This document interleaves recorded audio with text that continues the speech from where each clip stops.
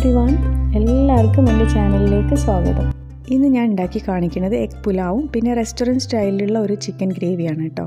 അപ്പോൾ ആദ്യം ചിക്കൻ ഒന്ന് മാരിനേറ്റ് ചെയ്ത് വെക്കണം. അതിന് വേണ്ടിയിട്ട് ഞാൻ ഒരു 1.5 ടേബിൾ സ്പൂൺ തൈര് എടുത്തിട്ടുണ്ട്, കട്ട തൈര്. അതിലേക്ക് കുറച്ച് മഞ്ഞൾപ്പൊടി ഇട്ടു, പിന്നെ ആവശ്യത്തിനുള്ള ഉപ്പും, പിന്നെ ഇഞ്ചി വെളുത്തുള്ളി അരച്ചത് രണ്ടും കൂടെ ഒരു ചെറിയ ടീസ്പൂൺ ഇട്ടിട്ടുണ്ട്. പിന്നെ റെഡ് കളറാണ് ഇട്ടത് കേട്ടോ, കുറച്ചിട്ടാൽ മതി.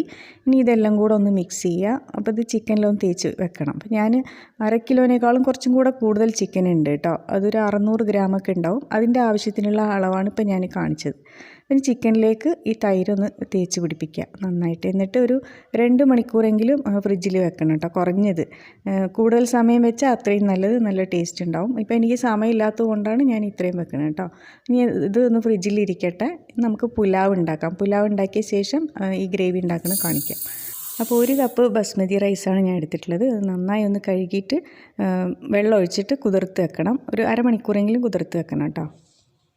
പിന്നെ എഗ് പുലാവാണല്ലോ, അപ്പോൾ അതിൽ വേണ്ട മുട്ട പുഴുങ്ങാൻ വെക്കാം. അപ്പോൾ ഞാൻ ഈ എഗ് ബോയിലർ ആമസോണിൽ നിന്ന് വാങ്ങിച്ചതാണ് കേട്ടോ. അപ്പോൾ ഇത് അതിൽ കണ്ടവരുണ്ടാവും. അപ്പോൾ ഇത് വാങ്ങണമെന്ന് ഉദ്ദേശിക്കുന്നവർക്ക് വാങ്ങിക്കുക, നല്ല യൂസ്ഫുള്ളാണ്. അപ്പോൾ ഇതിൽ 14 മുട്ട വരെ ഒരുമിച്ച് പുഴുങ്ങിയെടുക്കാം കേട്ടോ. അപ്പോൾ ഞാൻ അതിൻ്റെ കൂടെ ഒരു മെഷറിംഗ് കപ്പ് ഉണ്ടാവും. ഇതിങ്ങനെ ഒരു പാത്രങ്ങളൊക്കെ ഉണ്ട്, നമുക്ക് വെജിറ്റബിൾസൊക്കെ സ്റ്റീം ചെയ്യാനും എല്ലാ സൗകര്യമുണ്ട്. അപ്പോൾ ഈ കപ്പിലെ അളവിനനുസരിച്ച് വെള്ളം ഒഴിക്കുക. അപ്പോൾ ഹാഫ് ബോയിലാണെങ്കിൽ അങ്ങനെ, ഫുൾ ബോയിലാണെങ്കിൽ നിറച്ച് വെള്ളം അങ്ങനെ ഒഴിക്കുക. അപ്പോൾ ഞാനിവിടെ 4 മുട്ടയാണ് പുഴുങ്ങാൻ വെക്കുന്നത്, അതുകൊണ്ട് ഒരു ലെയറേ വെച്ചിട്ടുള്ളൂ കേട്ടോ. അപ്പോൾ മുട്ട പുഴുങ്ങണ മുമ്പേ ഇനി നമ്മളൊരു മുട്ട സൂചി വെച്ചിട്ട് ഒരു ചെറിയൊരു ഹോൾ ഉണ്ടാക്കിയിട്ട് അതിൽ വെച്ച് കഴിഞ്ഞാൽ അങ്ങനെ പൊട്ടിപ്പോവില്ല. മറ്റേത് ചൂടാകുമ്പോൾ ചില സമയത്ത് മുട്ടയൊക്കെ പൊട്ടിയിട്ട് അതിൻ്റെ ഉള്ളിലത്തൊക്കെ പുറത്ത് വരാറുണ്ടല്ലോ. അപ്പോൾ അങ്ങനെയൊന്നും സംഭവിക്കില്ല. അപ്പോൾ ഇത് പുഴുങ്ങിക്കഴിഞ്ഞാൽ അത് ഓട്ടോമാറ്റിക്കായിട്ട് ഓഫാവും. അപ്പോൾ വാങ്ങിക്കണമെന്ന് ഇഷ്ടമുള്ളവർക്ക് വാങ്ങിക്കട്ടെ, ആമസോണിലുണ്ട്. അത്ര വിലയൊന്നുമില്ല. ഇപ്പോൾ മുട്ട ഇവിടെ ആയിട്ടുണ്ട്. ഇനി അതൊന്ന് കുറച്ച് തണുത്ത് സാധാരണ വെള്ളത്തിലിട്ടിട്ട് ചൂടാറിയ ശേഷം ഒന്ന് പൊളിച്ചെടുക്കുക. പെട്ടെന്ന് തന്നെ പൊളിഞ്ഞ് വരുന്നുണ്ട്, കണ്ടില്ലേ? അങ്ങനെ ഈസിയാണത് പിന്നെ പൊളിച്ചെടുക്കാൻ കേട്ടോ.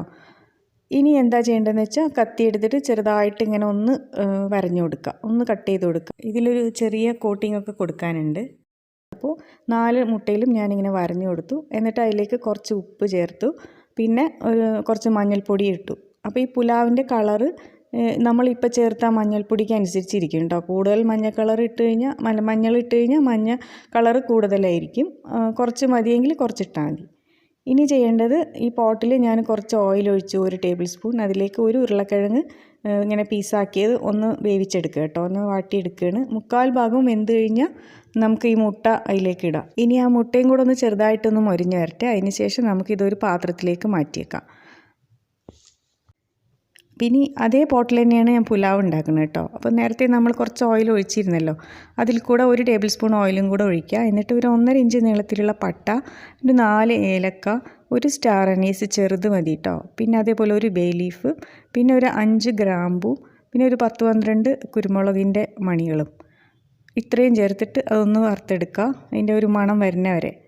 മണം വന്നു കഴിഞ്ഞാൽ നമുക്കതിലേക്ക് ഒരു സവാള ചെറുതായി മുറിച്ചത് അതും ഇടാം. ബ്രൗൺ കളർ ആക്കണമെന്നൊന്നുമില്ല, അതൊന്ന് നന്നായി വാടി വന്നാൽ മതി.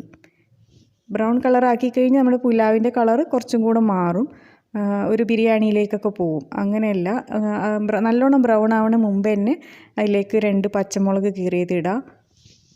പിന്നെ 1 ടീസ്പൂൺ ഇഞ്ചി, 1 ടീസ്പൂൺ വെളുത്തുള്ളിയും ഗ്രേറ്റ് ചെയ്തതാട്ടോ ഞാൻ ഇട്ടത്. അതും കൂടെ ഇളക്കി കൊടുക്കുക. അതിൻ്റെ ഒരു പച്ചമണം മാറിക്കഴിഞ്ഞാൽ ഒരു തക്കാളി സ്ലൈസ് ചെയ്തതും. ഈ തക്കാളി നല്ലോണം അങ്ങനെ വെന്ത് ഉടഞ്ഞ വരെ ഒന്ന് ഇളക്കണ്ട കേട്ടോ, ഒന്ന് ജസ്റ്റ് ഒന്ന് ഇളക്കി കൊടുത്താൽ മതി. ഇപ്പം ഞാൻ ഇട്ടത് ചില്ലി ഫ്ലേക്സ് ആണ്, 1 ടീസ്പൂൺ ചില്ലി ഫ്ലേക്സും ചേർത്തിട്ടുണ്ട്. ഇനി ഇതിലേക്ക് നമ്മൾ അരി കഴുകി വെള്ളം വാലാൻ വെച്ചിരുന്നില്ലേ, അതിടാം. അതിട്ടിട്ട് ഒന്ന് വറുത്തെടുക്കണം. പിന്നെ ഈ അരിയിലേക്ക് തന്നെ അതിന് ആവശ്യത്തിനുള്ള ഉപ്പ് ഇടാം. പിന്നെ വേണ്ടത് ചെറിയ ജീരകം ആണ് ചേർക്കേണ്ടത് കേട്ടോ. ഒരു 1/2 ടീസ്പൂൺ ചെറിയ ജീരകം ഈ സമയത്ത് ഇട്ട് കൊടുക്കണം. അപ്പം അതിൻ്റെ ഒരു ഫ്ലേവർ ഈ പുലാവിലേക്ക് വരും, നല്ല ടേസ്റ്റാണ്. അപ്പോൾ അതും ചേർത്ത് കഴിഞ്ഞാൽ ഇനി വെള്ളം ഒഴിക്കാം. ഞാൻ 1 കപ്പ് അരിയാണല്ലോ എടുത്തത്, അപ്പോൾ 2 കപ്പ് നല്ല തിളച്ച വെള്ളമാണ് ഇപ്പോൾ ഒഴിച്ചത്.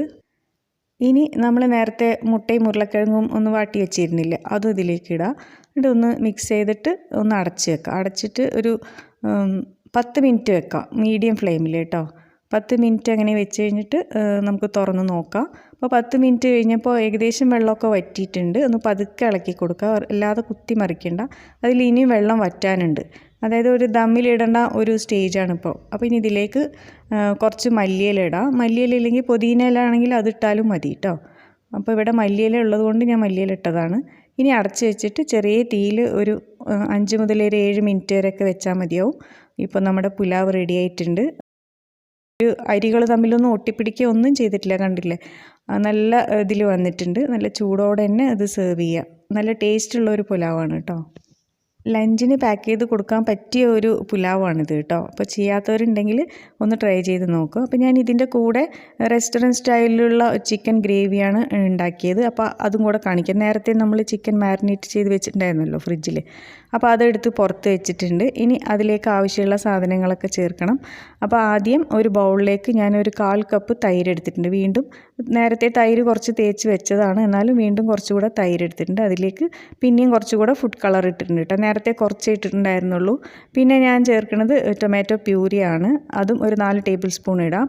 പ്യൂരി ഇല്ലെങ്കിൽ 2 തക്കാളി ഒന്ന് വേവിച്ചിട്ട് തോലൊക്കെ കളഞ്ഞ് കുരുവും കളഞ്ഞിട്ട് ഒന്ന് അരച്ചെടുത്താൽ മതി. ഇനി നമുക്കിത് ഉണ്ടാക്കി തുടങ്ങാം. അപ്പോൾ കടായിൽ ഞാൻ കുറച്ച് ഓയിൽ ഒഴിച്ചിട്ടുണ്ട്. ഓയിലോ വെളിച്ചെണ്ണ എന്ത് വേണമെങ്കിലും ഒഴിക്കാം. അതിലേക്ക് 2 സവാള സ്ലൈസ് ചെയ്തത് ഇടാം. എന്നിട്ട് ഇതിനെ ഒന്ന് ബ്രൗൺ ആക്കി എടുക്കണം കേട്ടോ. അപ്പോൾ ഇളക്കിക്കൊണ്ടേ ഇരിക്കണം. നമ്മൾ കുറച്ച് ഓയിലല്ലേ ഒഴിച്ചിട്ടുള്ളൂ. അപ്പോൾ ബ്രൗൺ കളറായി കഴിഞ്ഞാൽ നമ്മൾ മാരിനേറ്റ് ചെയ്ത് വെച്ച ചിക്കൻ അതിലേക്ക് ഇടാം. ചിക്കൻ ഇട്ടിട്ട് ഒന്ന് ഇളക്കി കൊടുക്കണം കേട്ടോ. നമ്മൾ ഫ്രിഡ്ജിൽ നിന്ന് എടുത്തതല്ലേ, ഫ്രിഡ്ജിൽ വെച്ചുകൊണ്ട് തന്നെ അതിൽ നിന്ന് വെള്ളമൊന്നും ഇറങ്ങി വന്നിട്ടില്ല. ഇനി അതിലേക്ക് 1/2 ടീസ്പൂൺ ഇഞ്ചിയും 1/2 ടീസ്പൂൺ വെളുത്തുള്ളിയും നേരത്തെ നമ്മൾ അതുപോലെ ഇട്ടിട്ടുണ്ടല്ലോ, ഇതിട്ട് കൊടുക്കുക. പിന്നെ കുറച്ച് 1 ടീസ്പൂൺ മുളക് പൊടിയും 2 പച്ചമുളകും ഞാൻ ഇട്ടിട്ടുണ്ടായിരുന്നു കേട്ടോ.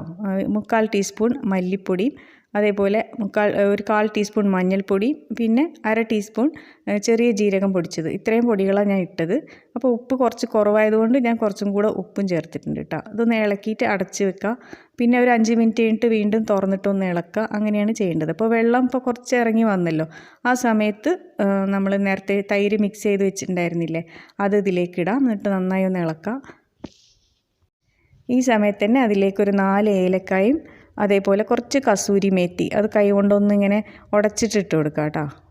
ഇനി ഒന്ന് ഇളക്കിയിട്ട് ഒന്ന് അടച്ച് വെക്കാം. ഒരു 5 മിനിറ്റ് അടച്ച് വെക്കാം. ഒരു 5-6 മിനിറ്റ് കഴിഞ്ഞിട്ട് ഒന്ന് തുറക്കുക. തുറന്നിട്ട് നമുക്കിനി ഗരം മസാലപ്പൊടി ചേർക്കണം. അതൊരു ചെറിയ സ്പൂൺ 1/2 ടീസ്പൂൺ ചേർത്തിട്ടുണ്ട്. ഇനി അത് നന്നായി ഇളക്കുക. ഇനി ഇതിന്ന് എണ്ണ തെളിയണ വരയ്ക്ക് ഒന്ന് അടച്ച് വേവിക്കണം. ഇപ്പോൾ ചിക്കൻ 1/4 വെന്തതാണ്. ഇനി എണ്ണ തെളിഞ്ഞ് വരുന്നവരെ വേവിക്കാം. ഇപ്പോൾ ആയിട്ടുണ്ട്, കണ്ടില്ലേ? മുകളിൽ എണ്ണയൊക്കെ തെളിഞ്ഞ് വന്ന് നമ്മൾ ആകെ കുറച്ച് എണ്ണയിൽ ഒഴിച്ചിട്ടുള്ളൂ, എന്നാലും അതങ്ങനെ തെളിഞ്ഞ് വന്നിട്ടുണ്ട്. അപ്പോൾ നമുക്കിതിലേക്ക് മല്ലിയില ഇട്ടിട്ട് ഫ്ലെയിം ഓഫ് ചെയ്യാം. അപ്പോൾ നമ്മുടെ റെസ്റ്റോറൻറ്റ് സ്റ്റൈലിലുള്ള ചിക്കൻ ഗ്രേവി ഇവിടെ റെഡിയായി. അപ്പോൾ ഈ രീതിയിൽ ചിക്കൻ ഉണ്ടാക്കാത്തവർ ഇതുപോലെ ഒന്ന് ട്രൈ ചെയ്ത് നോക്കൂ കേട്ടോ. നല്ല ടേസ്റ്റ് ഉണ്ടായിരുന്നു, എന്തായാലും ഇഷ്ടപ്പെടും. അപ്പോൾ ഈ വീഡിയോയിൽ കാണിച്ച 2 റെസിപ്പിയും ഇഷ്ടമായെങ്കിൽ ഒന്ന് ലൈക്ക് ചെയ്യുക. അതേപോലെ ഇഷ്ടമുള്ളവർക്കായിട്ടൊക്കെ ഷെയർ ചെയ്ത് കൊടുക്കുക. മറ്റൊരു നല്ല വീഡിയോ ആയിട്ട് വീണ്ടും കാണാം ഇൻഷാ അല്ലാ. Thank you for watching.